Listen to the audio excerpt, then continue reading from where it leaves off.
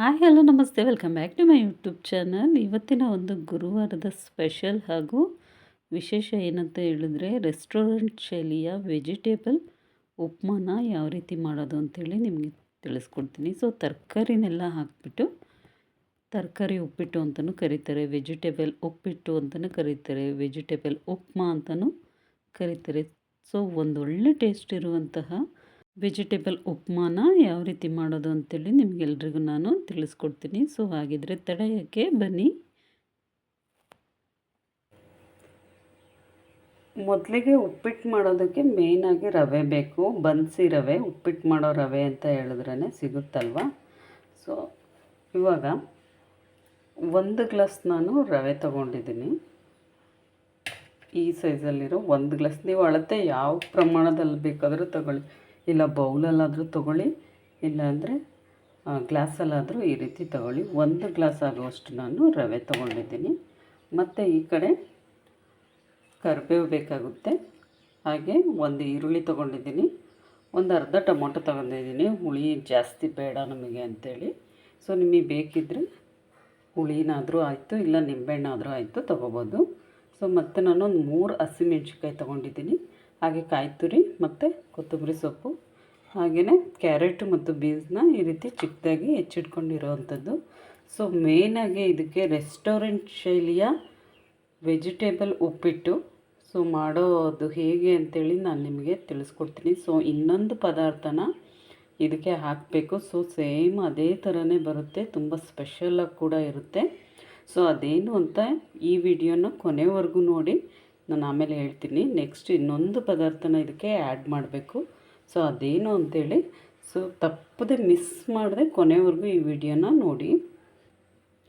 ಇವಾಗ ಈ ಕಡೆ ಒಂದು ಬಾಣಲಿ ಇಟ್ಟಿದ್ದೀನಿ. ಆ ಬಾಣಲಿ ಇವಾಗ ಕಾಯ್ಲಿಕ್ಕೆ ಇಟ್ಟಿದ್ದೀನಿ. ನೆಕ್ಸ್ಟು ಇದಕ್ಕೆ ಆಯಿಲ್ ಹಾಕೋಣ.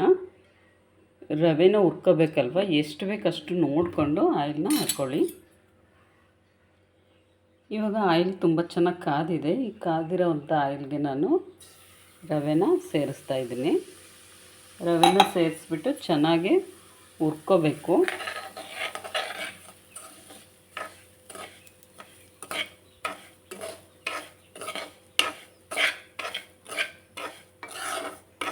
ಸ್ವಲ್ಪ ಕೆಂಪಗಾಗೋ ಥರ ಹುರ್ಕೊಂಡ್ರೆ ಸಾಕು.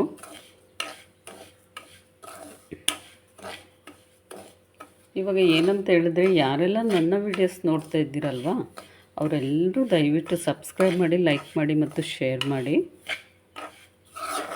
ಇನ್ನಷ್ಟು ವೀಡಿಯೋಸ್ನ ನಾನು ನಿಮಗೆ ಅಪ್ಲೋಡ್ ಮಾಡಲಿಕ್ಕೆ ನನಗೂ ಕೂಡ ಒಂಥರ ಸ್ಫೂರ್ತಿ ಬರುತ್ತೆ. ಹಾಗಾಗಿ ಹೇಳ್ತಾ ಇದ್ದೀನಿ, ದಯವಿಟ್ಟು ಎಲ್ಲರೂ ಸಬ್ಸ್ಕ್ರೈಬ್ ಮಾಡಿ.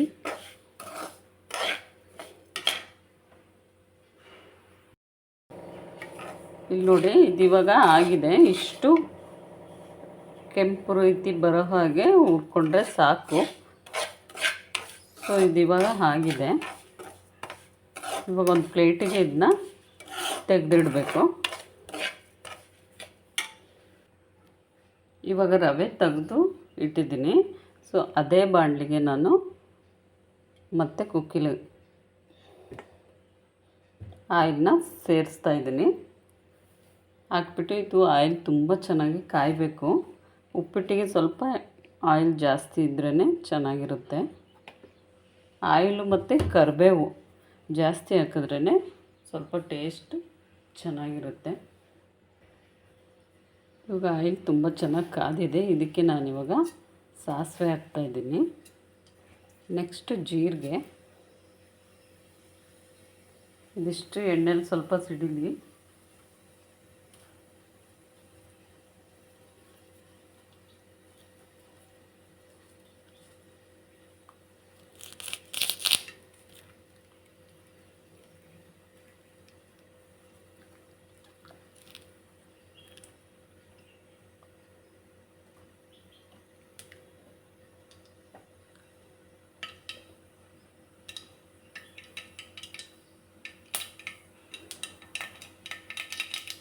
ಯಾವಾಗಲೂ ಕೂಡ ಸಾಸಿವೆ ಮತ್ತು ಜೀರಿಗೆ ಹಸಿ ಇರುವಾಗಲೇ ಮೇಲೆ ಹಾಕೋಕ್ಕೆ ಹೋಗಬೇಡಿ. ಅದು ಸ್ವಲ್ಪ ಈ ರೀತಿಯಾಗಿ ಚೆನ್ನಾಗಿ ಎಣ್ಣೆಲಿ ಫ್ರೈ ಆಗಬೇಕು, ಆಮೇಲೆ ನಾವು ಹಾಕಬೇಕು. ಇದಾದಮೇಲೆ ಇದಕ್ಕೆ ನಾನು ಕರಿಬೇವು ಸೇರಿಸ್ತಾ ಇದ್ದೀನಿ. ನೆಕ್ಸ್ಟು ಹಸಿಮೆಣಸಿಕಾಯಿ,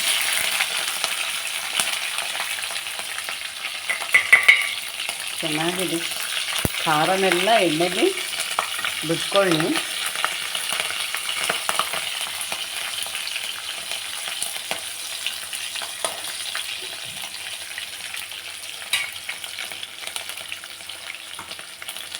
ನೆಕ್ಸ್ಟ್ ಈರುಳ್ಳಿ,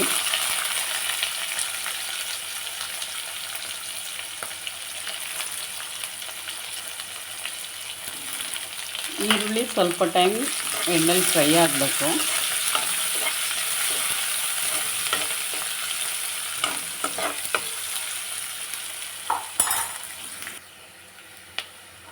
ಈ ರೀತಿ ಚೆನ್ನಾಗಿ ಈರುಳ್ಳಿ ಫ್ರೈ ಆದಮೇಲೆ ನೆಕ್ಸ್ಟ್ ಇದಕ್ಕೆ ನಾನು ಟೊಮೊಟೊ ಸೇರಿಸ್ತಾ ಇದ್ದೀನಿ.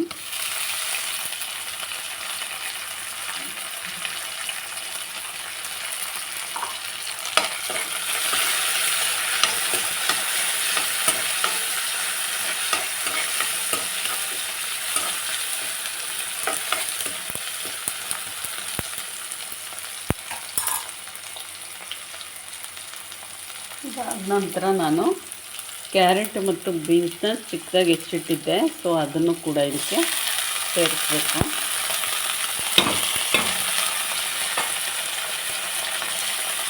ಸೇರಿಸ್ಬಿಟ್ಟು ಇದನ್ನು ಕೂಡ ನೀಟಾಗಿ ಫ್ರೈ ಮಾಡ್ಕೊಳ್ಳಿ.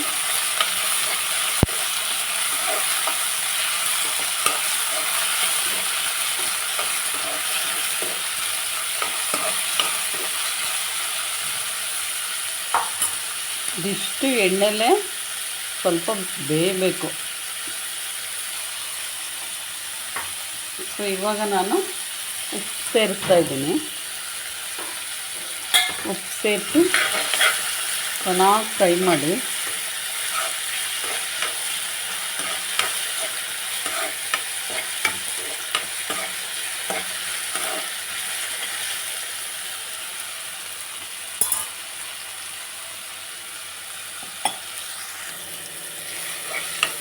ಇವಾಗ ನೋಡಿ, ಇದು ಚೆನ್ನಾಗಿ ಫ್ರೈ ಆಗಿದೆ ಎಣ್ಣೆಲೇ.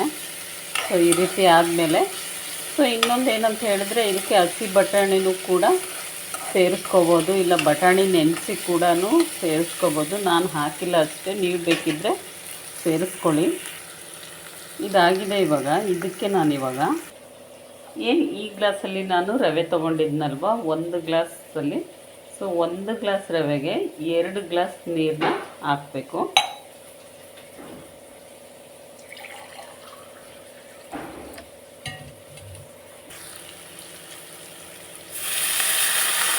ಒಂದು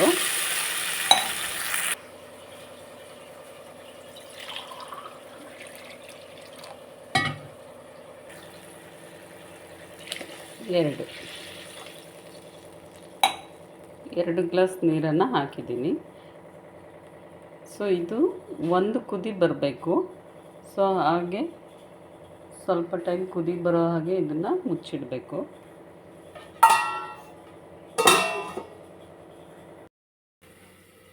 ನೋಡಿ, ಇವಾಗ ಇದು ಕುದೀತಾ ಇದೆ ಚೆನ್ನಾಗಿ.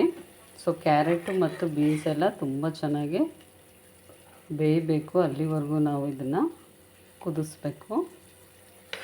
ಸೊ ಇದಾದಮೇಲೆ ನಾನು ನಿಮಗೆ ಫಸ್ಟಿಗೆ ಹೇಳಿದ್ದೆ, ಏನಂತ ಹೇಳಿದ್ರೆ, ಸ್ಟಾರ್ಟಿಂಗ್ಗೆ ಇದಕ್ಕೆ ಇನ್ನೊಂದು ಪದಾರ್ಥನ ಸೇರಿಸಿದ್ರೆ ಮಾತ್ರ ತುಂಬ ಟೇಸ್ಟ್ ಕೊಡುತ್ತೆ. ಹಾಗೆ ರೆಸ್ಟೋರೆಂಟ್ ಶೈಲಿಯಲ್ಲೇ ಉಪ್ಪಿಟ್ಟು, ತರಕಾರಿ ಉಪ್ಪಿಟ್ಟು ತುಂಬ ಚೆನ್ನಾಗಾಗುತ್ತೆ ಅಂತೇಳಿ. ಸೊ ಅದೇನಂತ ಹೇಳಿದ್ರೆ, ಹಾಲು 1 ಬೌಲ್ ಆಗೋವಷ್ಟು ನಾನು ಹಾಲನ್ನ ಇದಕ್ಕೆ ಸೇರಿಸ್ತಾ ಇದ್ದೀನಿ. ಸೊ ಇದು ಸೇರಿಸೋದ್ರಿಂದನೇ ಉಪ್ಪಿಟ್ಟು ತುಂಬ ಚೆನ್ನಾಗಾಗುತ್ತೆ. ಸೊ ಇದಕ್ಕೆ ಇವಾಗ ಹಾಕೋಣ.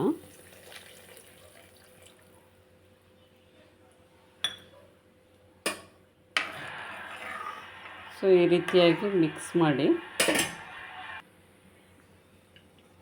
ಇವಾಗ ನೋಡಿ, ಹಾಲು ಹಾಕಿದ್ಮೇಲೆ ಚೆನ್ನಾಗಿ ಮತ್ತೆ ಕುದೀತಾ ಇದೆ ಅಲ್ವಾ. ಸೊ ಒಂದು ಸರಿ ಕ್ಯಾರೆಟು, ಬೀನ್ಸು, ತರಕಾರಿ ಎಲ್ಲ ಬೆಂದಿದೆಯಾ ಅಂತ ನೋಡಿಕೊಂಡು, ಮತ್ತು ಉಪ್ಪು ಹೇಗಿದೆ ಅಂತೇಳಿ ಒಂದು ಸರಿ ಟೇಸ್ಟ್ ನೋಡ್ಕೊಂಬಿಡಿ.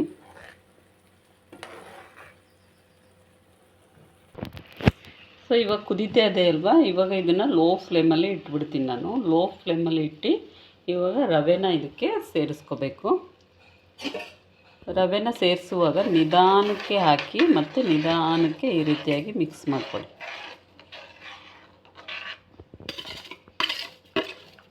ಆಗ ಗಂಟಾಗಲ್ಲ. ಲೋ ಫ್ಲೇಮಲ್ಲಿ ಇಟ್ಬಿಟ್ಟು ಈ ರೀತಿ ತಿರುಗಿಸ್ತಾ ಬಂದರೆ ಗಂಟು ಆಗೋದಿಲ್ಲ ಅನ್ನೋದಕ್ಕೋಸ್ಕರ.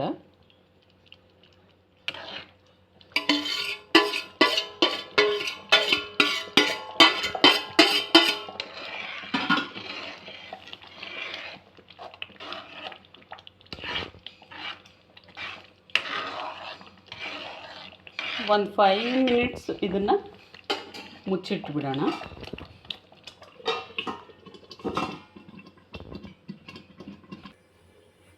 ಇವಾಗ ನೋಡಿ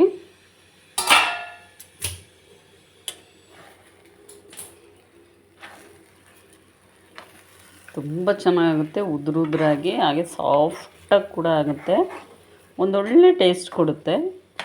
ಸೊ ಹಾಲು ಹಾಕೋದ್ರಿಂದ ಟೇಸ್ಟೇ ನೋಡಿ, ನೀವು ಮಾಡಿ ನೋಡಿ ಒಂದು ಸರಿ ಮನೇಲಿ. ನೋಡಿ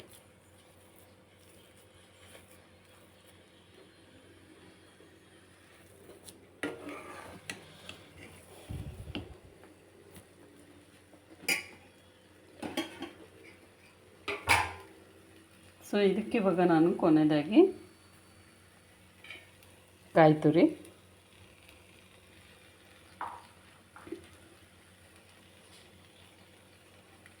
ಮತ್ತು ಕೊತ್ತಂಬರಿ ಇದಿಷ್ಟನ್ನು ಹಾಕಿ ಮಿಕ್ಸ್ ಮಾಡ್ತಾಯಿದ್ದೀನಿ.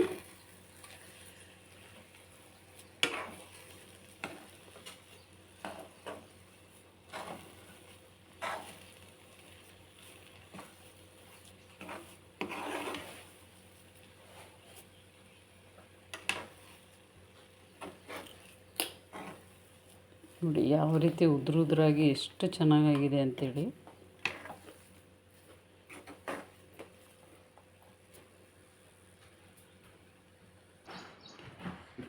ಒಂದು ಒಳ್ಳೆ ಟೇಸ್ಟ್ ಇರುವಂತಹ ವೆಜಿಟೇಬಲ್ ಉಪ್ಪಿಟ್ಟು. ಸೊ ತುಂಬಾ ಟೇಸ್ಟಾಗಿ ತುಂಬ ಸಖತ್ತಾಗಿದೆ ಅಂತಲೇ ಹೇಳ್ಬೋದು. ಸೊ ಟೇಸ್ಟ್ ಕೂಡ ನೀವು ಕೂಡ ಮನೇಲಿ ಟ್ರೈ ಮಾಡಿದ್ರೆ ಸೊ ನಿಮಗೂ ಕೂಡ ತಿಳಿಯುತ್ತೆ. ಸೊ ಹಾಗೆಯೇ ಯಾರಿಗೆಲ್ಲ ನನ್ನ ವೀಡಿಯೋಸ್ ಇಷ್ಟ ಆಗಿದ್ದರೆ ದಯವಿಟ್ಟು ಸಬ್ಸ್ಕ್ರೈಬ್ ಮಾಡಿ, ಲೈಕ್ ಮಾಡಿ ಮತ್ತು ಶೇರ್ ಮಾಡಿ. ಸೊ ಇನ್ನಷ್ಟು ವೀಡಿಯೋಸೊಂದಿಗೆ ಮತ್ತೆ ಸಿಗ್ತೀನಿ. ಸೊ ತುಂಬಾ ಟೇಸ್ಟಾಗಿದೆ ಉಪ್ಪಿಟ್ಟು ಮಾತ್ರ. ಸೊ ನೆಕ್ಸ್ಟ್ ವೀಡಿಯೋದಲ್ಲಿ ಮತ್ತೆ ಸಿಗ್ತೀನಿ ಫ್ರೆಂಡ್ಸ್. ಬಾಯ್.